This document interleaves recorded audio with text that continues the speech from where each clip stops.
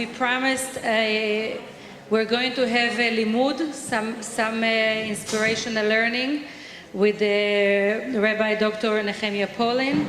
And I would like to invite you to move closer. So if you are sitting there in the back, please come and move closer. If you're not interested in being part of the limud, so feel free to take coffee and be somewhere else. But if you're part of the limud, please move closer to us. I'm going to start with the nigun.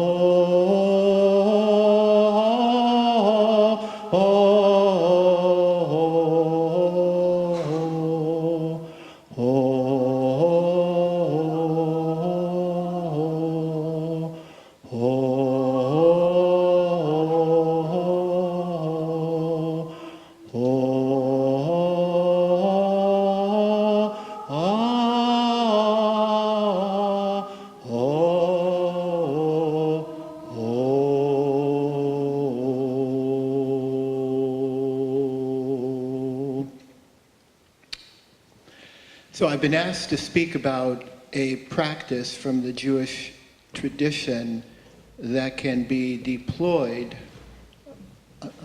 effectively in our families, in our communities, in our school settings. And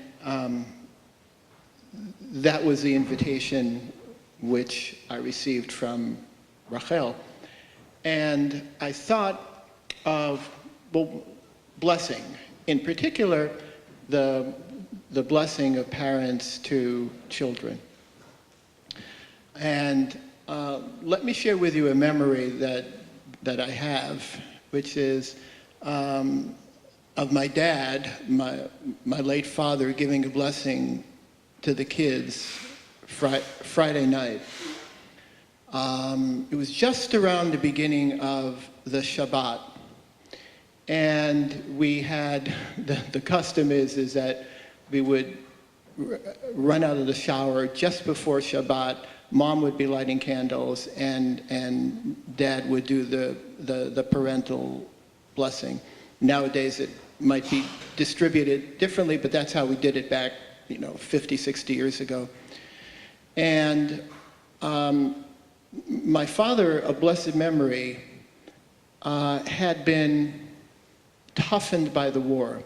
You know that book by Tom Brokaw? I think it is the Greatest Generation. Well, he was part of that greatest generation, which is sort of, I would put within scare quotes, within inverted commas, because there's a lot of baggage that goes along with that. Yeah, he went through the Great Depression, and then he was called up to service, and he was in he was not on in Omaha Beach in Normandy, but I think he was in the Battle of the Bulge. He was seriously wounded. When he came back, this is what my mom told me, he was tougher. He was a tough guy. He had survived a lot.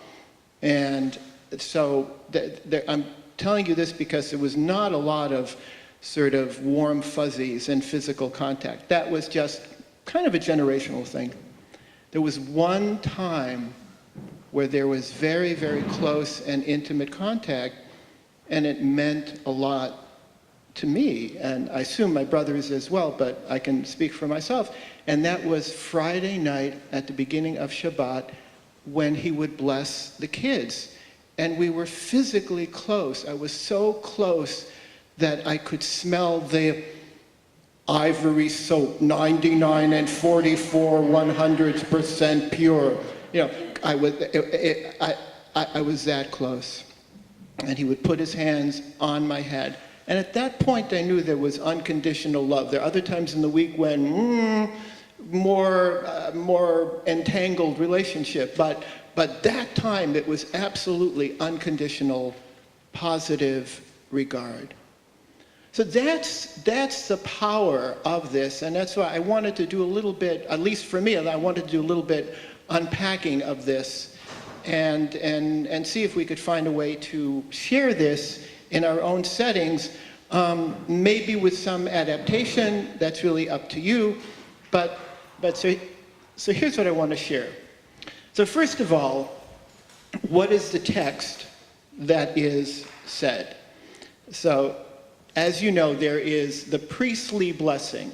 There is the Birkat Kohanim, which parents adopt or co-opt. That is to say, the parent is the priest at that particular time. It's a sacred moment. It's a liminal time. The sun is setting. It's the onset of Shabbat. It's that liminal moment. So you know that the Birkat Kohanim, the priestly blessing from Numbers chapter 6, by the way, do you know that this is the oldest text that we have in terms of an actual fragment of text from First Temple times? Now we have the Dead Sea Scrolls, which goes back, the scrolls go back, 1st, 2nd century BCE. There's something called the Nash Papyrus that has the Ten Commandments and the Shema, 2nd century BC, but that's it. Then they discovered, recently, in the last, I think, 15 years, they found little silver amulets in Jerusalem, actually not far, if you're more familiar with Mishkanot Sha'ananim, not far from the King David Hotel. Any event, little silver amulets with pretty much the biblical text of Birkat Kohanim, the biblical text of the priestly blessing. So this may be this I think is the oldest extant biblical text that we have a actual physical record for, going back to the 7th century before the Common Era. So it's built on 357. Yevarechecha Adonai v'yishmerecha, that's 3. Ye'er Adonai panav elecha v'yichuneka, that's 5. And Yisa Adonai panav elecha v'yasem lecha shalom. Once, for the fun of it, I tried to translate it following that pattern of 357. Here's what I came up with. God bless, guard. You face light in grace. Lift up all creation, rising in peace. So that gives you some idea. I mean, That was just a little fun exercise in doing the 3, 5, and 7. But it's about, as you know, may the Lord lift up countenance and shine upon you. What does that mean for God to lift up the countenance? You know, when you may hear the rabbi pronounce this at the end of a service. What does it mean? It means that God smiles at us. And what's beautiful about the priestly blessing is that it's completely nonspecific. I always muse about the fact that if I were trekking through the desert for 40 years, I mean, and I would bless people, I would say, may you have a cloudy day. You know, I mean, really, may your cattle and sheep like not die of thirst. May you have fruitfulness. May, you know, something specific. Something to sink you. There's none of that. What's the blessing? May the Lord bless you. There's a circularity to it. So, which is to say, it's totally open, it's totally non-specific, and lift up the countenance and shine upon you. I take that to mean, may you realize that God is smiling upon you. I'm lucky enough now to have a little youngster who's visiting us. We have a privilege of having a little young lad who's in our house, 3.5 years old. And I hear the traipsing down from the second floor to the first full floor. And I know that he's about to say, what can I have for breakfast? And then the question is, what are the options? What he's always asking, what are the options? But before that, before any word is said, we smile at each other. So these are the elements of the priestly blessing. There's something else as well. You know, I think this is popularized through TV, but you all know that this position for the priestly blessing, which really means that, see, my teacher, late Shlomo Carlebach, used to say, there's two positions for the hands. There's blessing and there's forcing.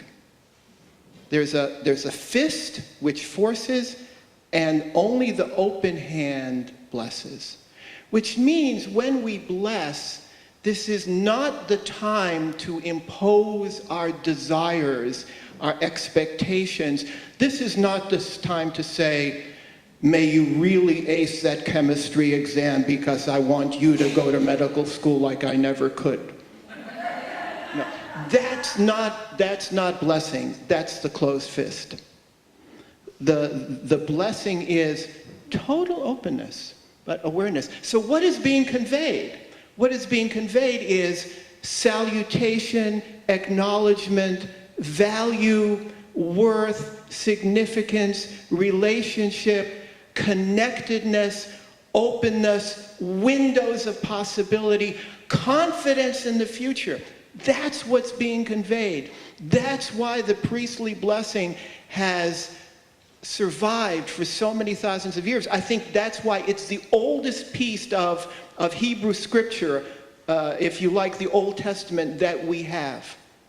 Because it's total openness of possibility, and at the same time, it's giving something real. There's nothing more important than to say, I value you, I trust you, I put the future in your hands.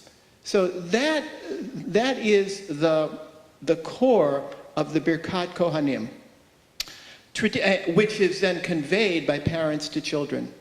Traditionally, as you know, the priestly blessing, at least in the synagogue today as it's practiced now, is what I call, it's like what the medical community calls when they run an experiment, a trial, double blind. Double blind. What does double blind mean in this context? That you know that the tradition is you're not supposed to look at the face of the Kohen because the Shekhinah, the divine presence, is radiating through the cracks of the configuration of the dual hands, right? The divine presence is radiating through. And so you shield your face. And the Kohen, the priest, is also shielding their face. So if a parent blesses a child, I would say the preferred posture is also not to look directly, because we're not looking at the child that we think we know. We're looking at the vector of growth that this individual is going to become, that we have confidence in, but that we are not directing, we are not controlling, we are not holding on to, and therefore we don't know what the direction of flowering and fruitfulness is going to take, and what path it's going to unfold. Therefore, it's better not to look. This is, I think, a deeper understanding of what we're now coming to in education about don't label, right? We're saying, I think we often recognize now, don't label. The deeper level of don't label is don't label even in your mind by looking. And so we come to this place of interiority, which is, before we bless, open your own heart to the deepest place of compassion and love and trust and awareness and presence and beneficence and abundance of great possibilities, and connect to that very same place in the heart of the person who you are about to bless. That's really what is being conveyed, and so it is utterly so sacred. Now, there is a teaching from Abraham Maimoni.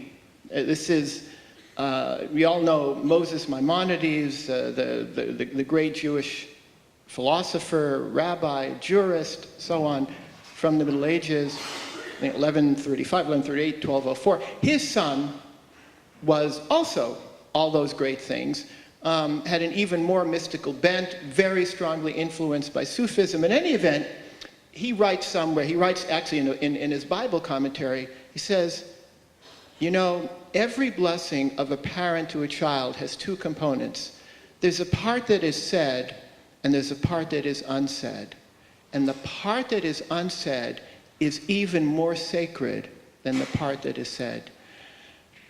What is in the heart of the parent is so delicate, is so sublime, is so overabundant that it cannot be expressed in words. And so I like to think that one reason why we choose the priestly blessing is because it's not our words. If I were to say my words, I might perhaps stumble. I'm using this ritual that I know now is 3,000 years old, and then there is silence, and then there is openness, then there is this possibility. But I was thinking, well, I'm giving this, where's Rachel? Rachel. In any event, we have limited time here, and so I wanted to give you, if you want to see an example of where words could come in, if you want to adopt this practice, you can just be completely silent. You can say the 3, 5, and 7 words of the priestly blessing, which really works for me. I wanted to show you a text as a possibility of, if you wanted a little bit of expansiveness, or at least an example of one way that people sort of run with this idea. In addition to the blessing at the onset of Shabbat, there's only one day that you could say rivals Shabbat in holiness, and that's Yom Kippur. We'll say Yom Shabbat in some ways is even holier than Yom Kippur. Yom Kippur has some virtue over Shabbat in some ways. It's not a competition. But in any event, there is one expanded prayer in the in the tradition for parents to say to children, Erev Yom Kippur, before Yom Kippur, before Kol Nidre, as you're just about to go to the synagogue. Again, I'm not suggesting that this in any prescriptive way, but I just wanted to give you an example. I know this was said in Eastern Europe, and frankly, yes, we do this in our house this one day a year. And so let me pass this out. If we could have somebody, thank you so much. Thank you, thank you, thank you. So what you'll see here is a little bit of expansiveness. Yes. There is a custom that for boys you say, may God make you, or may God put you as Ephraim and Manasseh. Those are the first two brothers mentioned in the Hebrew Bible who are not at each other's throats, who sort of live in peace with each other. They also have a direct relationship with their grandparents. Very, very important. And for girls, the custom is you say, may God make you like Sarah, Rivka, Rachel, and Leah, the matriarchs. What that really means is that may the blessings that you have be a blessing not only for you and for your immediate time and place, but for all time. And so you can take a look at the English translation here, that may you have, again, remember, this is an expanded blessing, Erev Yom Kippur. I'm not offering this as a text to be read, just to sort of show you how the tradition has run with this idea in one version, in one articulation. Love and reverence, fear or awe of God on your face all your days. I love this. May your yearning, craving, in Hebrew it's cheshek, which is a good Yiddish word as well. Cheshek means what you really have a craving for. You know, may you have a craving for Torah. I would say may you have a craving for wisdom. May you always have the itch to learn more and to do good deeds. May your feet run to do the will of your Father in heaven. I would expand it. What that really means is, you shouldn't have to tell your feet where to run. Your feet will tell you where to run to do the right thing, to be in the right place at the right time. The phrase that I love the most, they don't translate it as I would translate it. They do give you the biblical citations here, so you can track it down. It says, Einecha lenochach yabitu. If you have the Hebrew, if you're tracking the Hebrew, take a look at that Hebrew text. Einecha or einayach lenochach yabitu. It's footnote 3. It's Proverbs 4:5. They translate it, may your eyes gaze towards truth. A more literal translation, which I like, is Einecha or einayach lenochach yabitu. May you always be able to look straight ahead. Right? For those, am I translating this right? I'm not making this up. Right? This is I would say, a more precise Hebrew translation. And I just love that, because what it's saying is that when we live life with integrity, we never have to avert our gaze from anyone or from anything. I don't think there's a greater blessing than that. May you always be able to look straight forward, straight ahead, without arrogance and without excessive pride, but also without humiliation, God forbid, without shame, without averting. So, and then it goes on, and of course it's Erev Yom Kippur, and we're thinking about the next year, and it talks about Parnasa. And I used to think that, that was for Eastern Europe, when everybody was scrambling and everybody was a wood chopper, and people had very, very little opportunity. But the truth is, Parnasa, economic prosperity, is always an issue. And it's certainly at the top of our agenda now. It's part of the national conversation. And look at what it says here. mean, what it says basically is, may you be able to earn your livelihood with dignity. It's not about being at the 1% or the 99%. It doesn't even address that really. It's may you have dignity and satisfaction and integrity and honesty in whatever path and whatever profession you choose. And when you put that all together, I think this is just a fabulous, wonderful Erev Yom Kippur blessing. So, once again, this is not, I'm not offering this as a script to be used, but just as a example of possibility that you might want to. Hi, Kathy. Hi, we're so glad you're here. Hi. Art was here a moment ago. He might have stepped out. Anyway, okay. So we've talked about. Let me say a word about face. The word for face is panim, right? And there's a beautiful pun. We think of the face as the surface, but at least in Chassidut, the panim is considered to be the window to the interior. So you have panim and you have panim, right? Panimi, which is interiority. So when we bless someone, the eyes might be closed, but we're still face to face. And what it's really saying is, may the interiority that I feel in my heart touch the deepest and most inner place of your heart. So again, we're not conveying specificity. This is not about the time saying, may you get the 800 or 1600 on the SAT, right? It's not about that at all. It's totally heart to heart. And when we open up our faces, when we open up our interiority, when we open up our hands, then we come to shalom.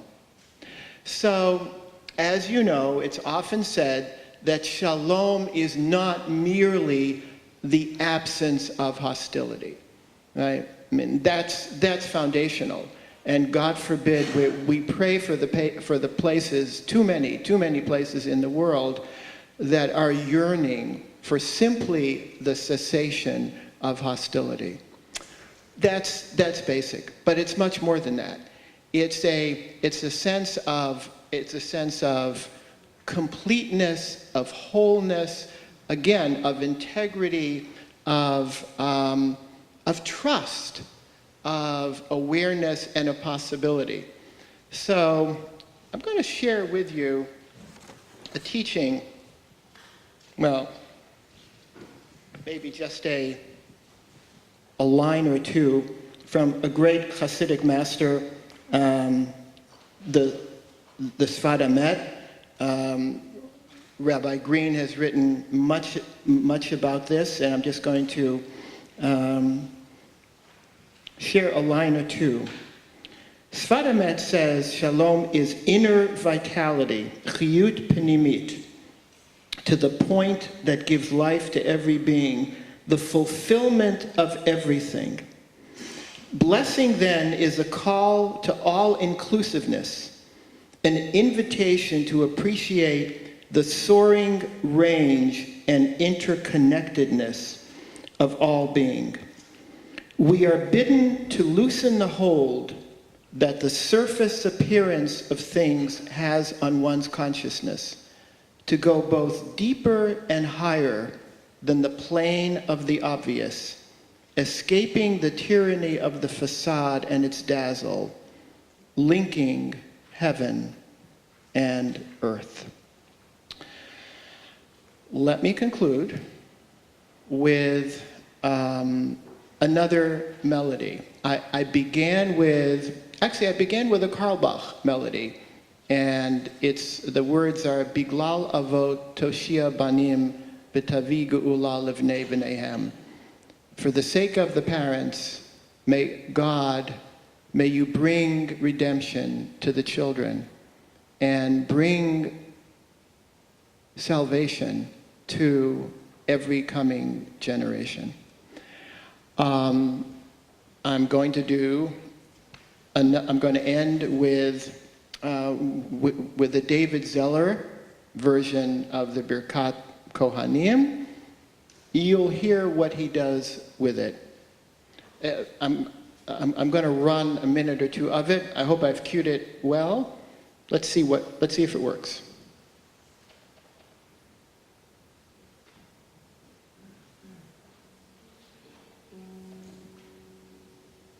You have the text. May the blessing of God rest upon you. May His peace abide with you. May His presence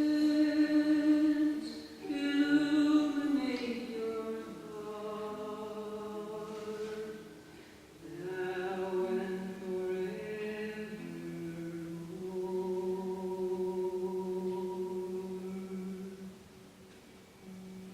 may the blessing of God rest upon you. May His peace abide with you. May His presence illuminate your heart. Now and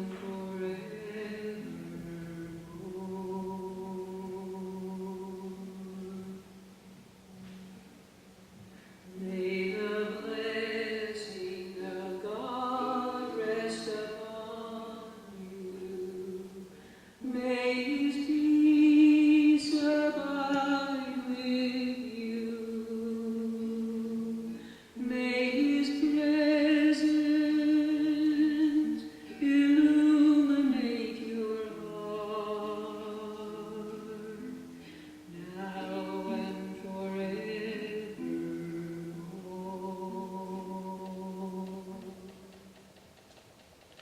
So I'm not going to play the whole cut.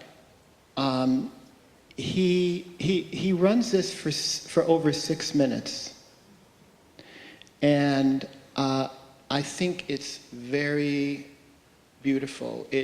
What he's doing, what it teaches me, is that when you're not singing a song for entertainment, see, when you're singing for entertainment, then you say, I got to grab their attention, I got to do something else, I got to do something different, got to hit them with something else. When you're creating this protected space of intimacy and sharing, you want to do exactly the opposite. Trust the moment, trust yourself, trust the words, trust the silence, trust the melody that's conveying the feelings, trust the relationship, trust the person that you're blessing. Don't rush. Allow it to unfold. The blessing comes in the unfolding. So, with your permission, or at least let me suggest we take a moment. Maybe if we could just come together and do this once. Here's my suggestion. I'm going to close my eyes, and I'm going to offer a blessing. I'm not going to tell you whether it's one person or my family or my community or the group gathered here or Hebrew College as a whole, the city of Boston, United States of America, the Middle East, the world, the cosmos, maybe all of the above, all of the above. So I invite you to have someone or many ones or a collectivities in mind. Close your eyes and let's join together. Let's join together. I know some of us are are really blessed in musical background and skill. The beauty of this melody and many others, many nigunim, is that you don't need a trained musical voice. However you do it will be fine. So I'm going to sit down, close my eyes. Help me, okay? Would you start it?